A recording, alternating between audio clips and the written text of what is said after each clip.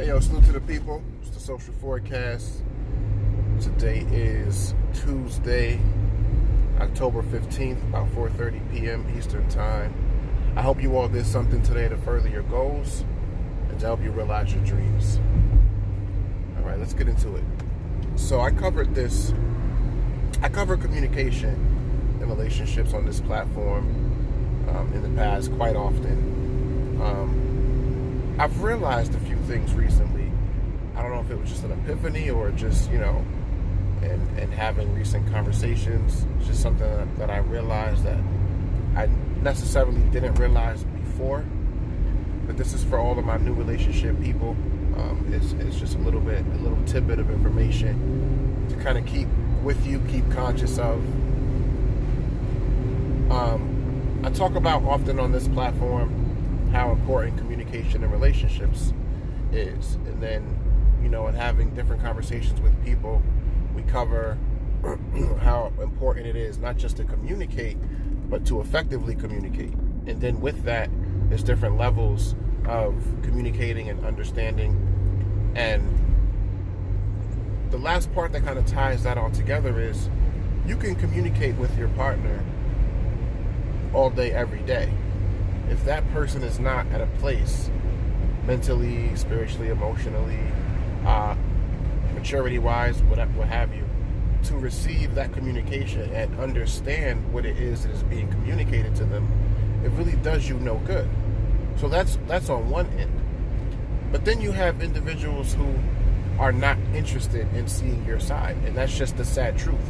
And you have individuals who, no matter how much you try to build communication and build those foundational blocks to that relationship, those certain individuals will just always see things their way. It doesn't matter what you say or how true it is or how many facts you put out.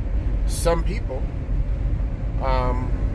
will just totally ignore your side when it comes to them feeling like they're the ones that are being slighted. And it's not to say that they are or are not, but a dangerous person is a person who sees themselves as being slighted in every situation, even those situations in which you're the victim. Certain people will just always find a way to be the victim. And certain people have selective memories and will remember things in chunks and blocks of how they remember them.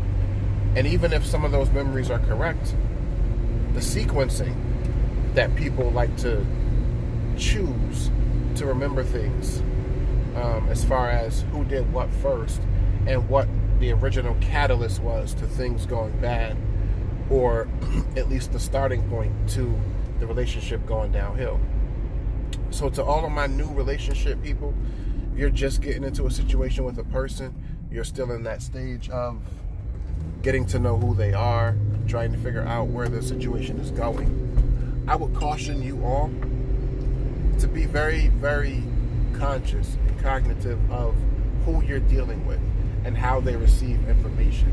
There's a very, very important red flag that should shoot up in your mind with a person who you try to communicate with and they tell you they understand, they see your side, they see where you're coming from, but their actions continue to prove to you that it doesn't matter what they do to you, because in their mind you should take what they do to you, you should accept it and their reasons and excuses for why those things transpired, but you should still be willing to give them 100% of yourself no matter what. And the second you make them feel like you're no longer 100% there, even if it's because of their own wrongdoing or them pushing you away by doing small things continually over a period of time, to where you just say, you know what, I'm just going to distance myself from the situation.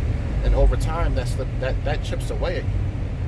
But it should be a red flag when you see a person who takes that approach, that no matter what they do, you should love them unconditionally.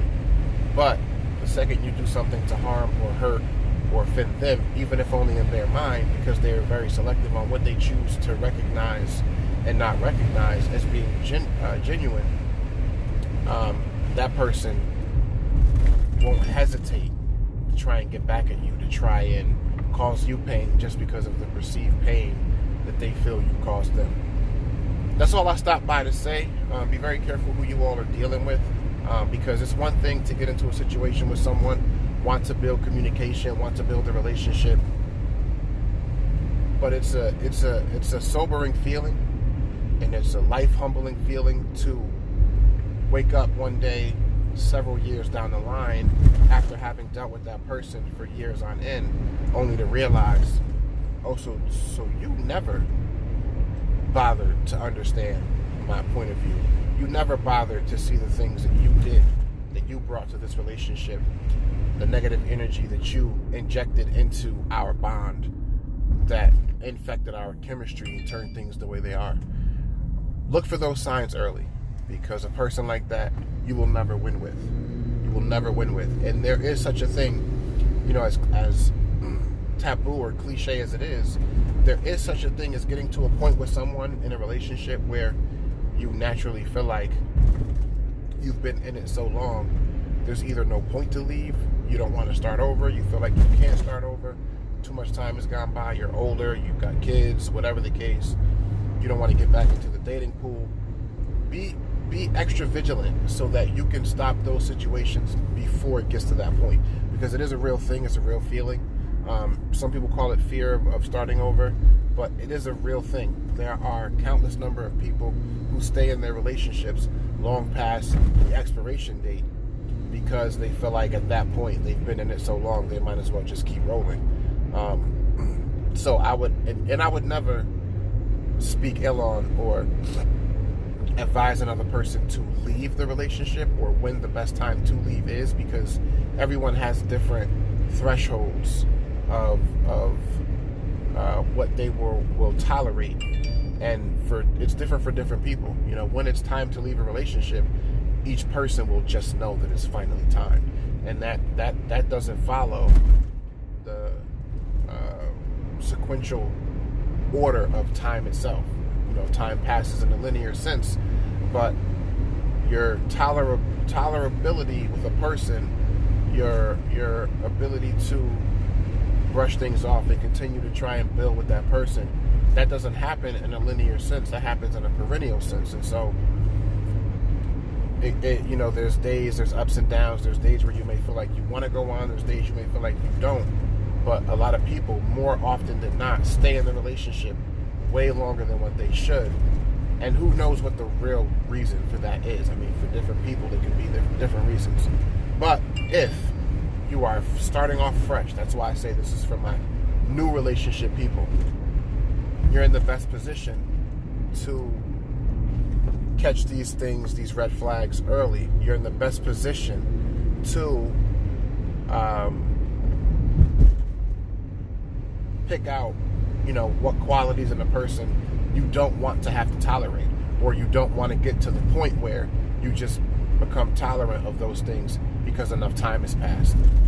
Catch that early before real attachment sets in, because that's going to be the best situation for you to have a clean break, if you see fit. Anyway, just stopped through to give y'all that little tidbit. Relationships are very difficult, very hard to navigate. There is always going to be bad with the good. The best way to balance out your relationship and assess that balance, because it is a seesaw, it's an up and down. At different times, different partner in the relationship may have to cover the load and bear the weight of the other person. The best way to grade and assess your relationship, as far as its health status, is as long as the good outweighs the bad, you're in better shape than most. Once that balance gets to the point where you don't know which one outweighs the other, and then once that teeters into the bad outweighing the good, at that point it's time to cut your losses. And a lot of times that does happen early enough for us to decide to leave the relationship, but the majority of us don't, for whatever reason, where human beings are very dependent on one another in that way. We require connection, we require closeness. It helps with mental health, mental stability, but too much exposure to the wrong types of people is where that toxicity comes in, and then that can lead to other mental health issues. So just take that for what it is. Let me know what y'all think about it. Like, comment, and subscribe. I don't pretend to know everything. I just know what I know. It's a social forecast. Peace and love.